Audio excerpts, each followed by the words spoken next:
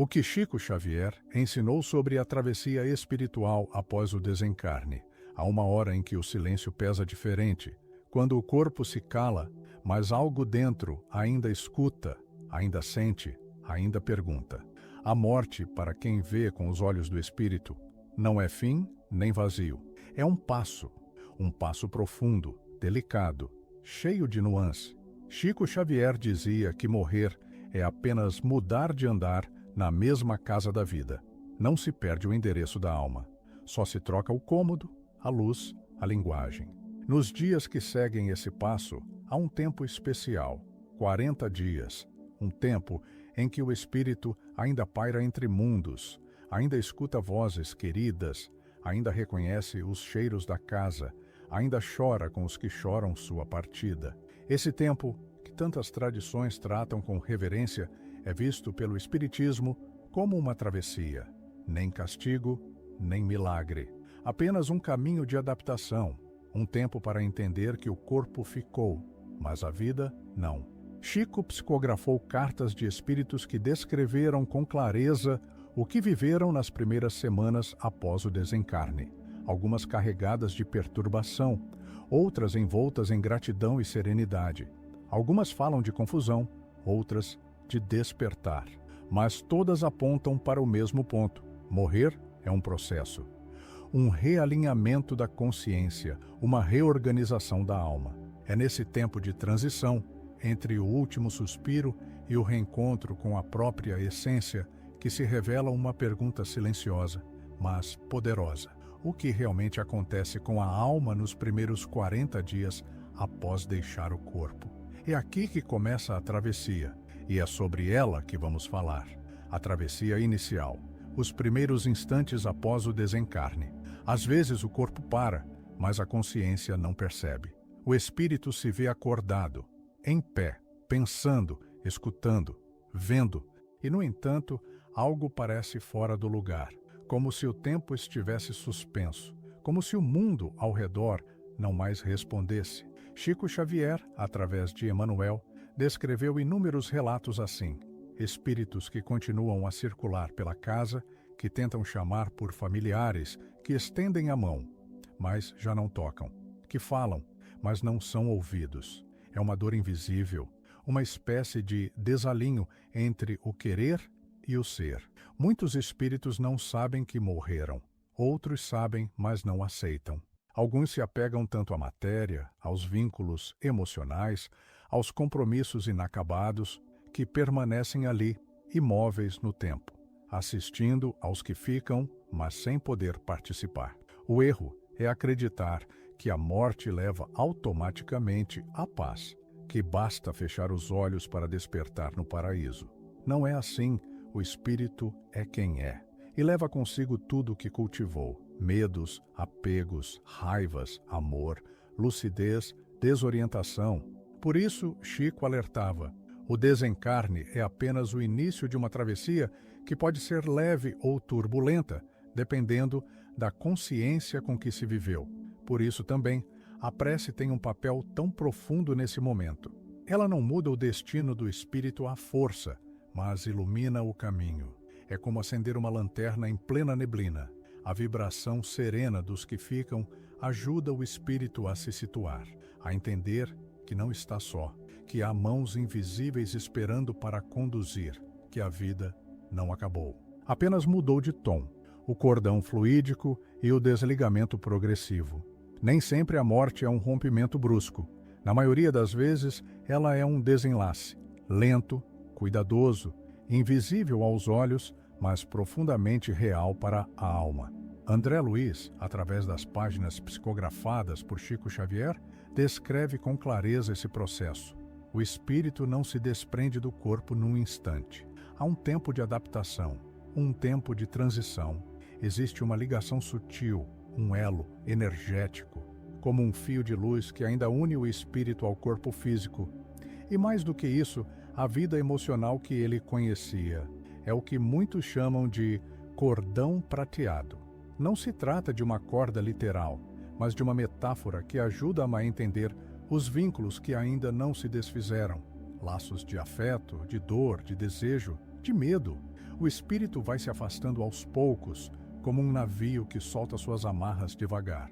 Primeiro, os vínculos com o corpo. Depois, os sentimentos. Por fim, as memórias. O grau de apego determina a velocidade com que essa libertação acontece. Quanto mais o espírito compreende, aceita e confia, mais leve é essa soltura. Quanto mais ele se agarra àquilo que perdeu, mais densa é a neblina que o envolve. E há algo delicado nesse ponto. As emoções dos que ficam, quando descontroladas, podem interferir nesse processo. O desespero, a revolta, a inconformidade, ainda que compreensíveis, lançam vibrações que alcançam o espírito, e o retêm, e o confundem. Como se, ao tentar puxá-lo de volta, impedíssemos que ele siga seu caminho.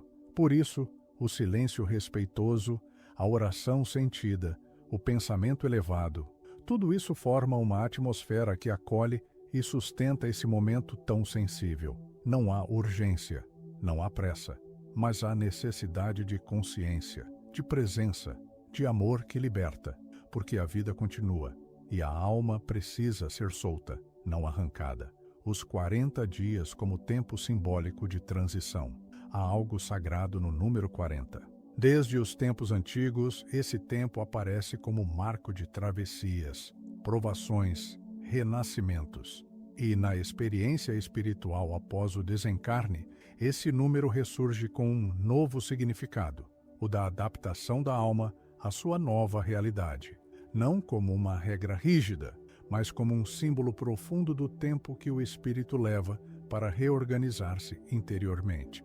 Diversos relatos psicografados por Chico Xavier revelam que, durante esses dias, muitos espíritos permanecem próximos de seus lares, visitando pessoas queridas, frequentando os mesmos ambientes. Eles ouvem conversas, percebem as emoções, tentam se fazer presentes, mas já não pertencem àquele plano. Estão entre dois mundos, não mais na carne, ainda não plenamente conscientes no espírito. Essa fase é marcada por uma névoa sutil, como um entressono. Não é sonho, mas também não é pleno despertar. É uma condição em que o espírito ainda se ressente da matéria, ainda busca compreender o que aconteceu. Muitos não percebem que já partiram. Outros, mesmo sabendo, não aceitam. E alguns simplesmente se recusam a sair do cenário conhecido, permanecem ali, como quem espera que tudo volte a ser como era. Chico Xavier dizia com serenidade: o espírito, quando muito apegado ao mundo material, resiste à passagem, e essa resistência gera perturbação, inquietação, confusão. Não por castigo, mas por ignorância. Não por punição, mas por imaturidade espiritual. Tudo o que vivemos em vida prepara ou dificulta essa travessia. O desapego emocional, a prática da oração, a consciência da impermanência.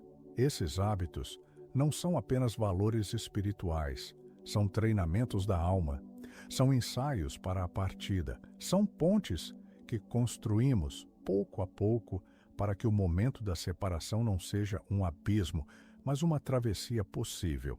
Cada escolha que fazemos agora desenha o tipo de despertar que teremos depois, e os 40 dias tornam-se, então, não apenas um tempo de espera, mas um tempo de transformação. O papel do amor e da prece no amparo espiritual pós-morte. Em um dos momentos mais delicados da existência, quando o corpo silencia e a alma começa a lembrar de si mesma, o amor permanece como o único fio que não se rompe. Chico Xavier dizia com ternura que a prece, nesses instantes, é como uma luz acesa na escuridão interior do espírito recém-liberto. Uma luz que não impõe, não força, não arrasta, apenas ilumina. E esse simples gesto de amor, orar, torna-se um bálsamo silencioso no campo vibratório do espírito em transição. Os relatos trazidos por Chico, pelas mãos de Emmanuel e de tantos outros benfeitores, mostram que nenhum espírito está só. Há sempre alguém esperando, amparando, sustentando.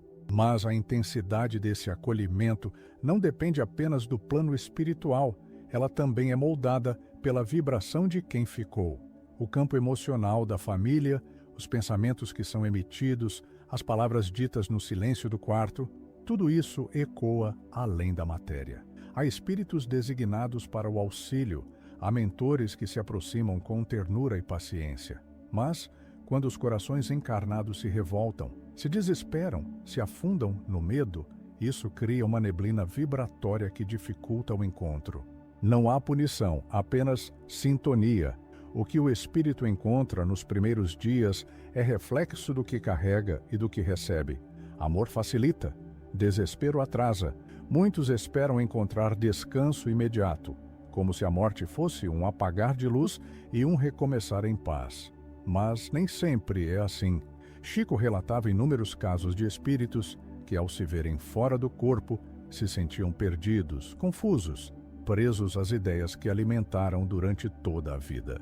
Ilusões religiosas, medo de punições, visões distorcidas do além. Tudo isso pode se transformar em realidade provisória para a mente que acredita. O que se crê com intensidade projeta-se como experiência. É por isso que a prece é tão poderosa, não como fórmula ou ritual, mas como emissão de presença amorosa. Uma oração sincera, mesmo silenciosa, é como um abraço que atravessa dimensões, e esse abraço cura, ele desperta, ele acalma, ele guia. O amor sentido, mesmo em lágrimas, mesmo em saudade, mesmo em silêncio, ainda é amor. E amor, como dizia Chico, é o idioma universal entre os mundos. Quando um coração ora, o universo escuta, e o espírito aos poucos começa a lembrar do caminho de volta para si. Quando o espírito aceita sua nova realidade, os sinais do recomeço, o tempo, delicado e paciente, atua como um professor silencioso para a alma que se liberta do corpo. Após o turbilhão inicial da partida, muitos espíritos começam a encontrar clareza, como se despertassem de um longo desmaio. Eles compreendem que a vida não termina, apenas se transforma. A analogia do aluno que acorda e retoma a aula traduz essa jornada. O reencontro com a consciência e com sua própria história é um despertar progressivo, um reencontro com o que realmente importa. Chico Xavier, em suas comunicações, relatava comoventes relatos de espíritos que, depois de um período de confusão, começavam a se emocionar ao reencontrar entes queridos que já haviam partido antes. Essas reconexões trazem conforto, mas também responsabilidade. Não há paraíso automático, nem castigo imediato.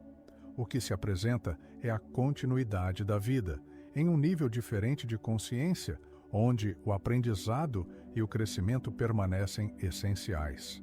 A aceitação da nova realidade é o primeiro passo para a evolução. O espírito que compreende sua condição encontra caminhos para o amparo, para o acolhimento em colônias espirituais, como nosso lar, descritas por André Luiz. Esses locais são refúgios de aprendizado, reparação e renovação, onde a alma pode se reorganizar e preparar-se para novas etapas. O recomeço é, portanto, um convite ao entendimento profundo de que a existência é um processo contínuo, onde o amor, a consciência e o desapego se tornam aliados indispensáveis. Não se trata de um fim, mas de um movimento constante, uma travessia que se estende para além do que os olhos podem ver. Ao compreender isso, abrimos espaço para uma nova forma de olhar a morte, não como um fim abrupto, mas como uma passagem cheia de significado, onde a alma, ainda que em transformação, segue aprendendo, evoluindo, encontrando sentido na continuidade. Conclusão: a sabedoria de Chico sobre os 40 dias como tempo de compaixão e preparação. Chico Xavier sempre destacou o amor como a força mais poderosa entre os mundos visível e invisível. Ele dizia que quem ama nunca morre para o coração de Deus, revelando uma verdade profunda. O amor é a ponte que conecta, acolhe e cura. Esses 40 dias que seguem o desencarne não são um intervalo vazio, mas um convite para o desapego, para a serenidade que nos permite confiar no cuidado da espiritualidade. A metáfora do entardecer, tão poética e cheia de sentido, nos lembra que o espírito não desaparece, não se apaga, como o sol no horizonte. Ele apenas muda de lugar, continua iluminando outros caminhos, outras jornadas. Essa imagem acalma a alma e desfaz medos ancestrais sobre a morte, abrindo espaço para uma visão de continuidade que traz paz. O convite final é para que aprendamos com Chico Xavier a olhar para a morte com olhos de fé raciocinada, amor lúcido e espiritualidade viva. A morte não é ruptura, é transformação. É um ciclo que nos chama a olhar para dentro, a viver com mais consciência e a cultivar a certeza de que, em algum lugar além do que podemos ver, a vida continua, sempre, com amor e propósito.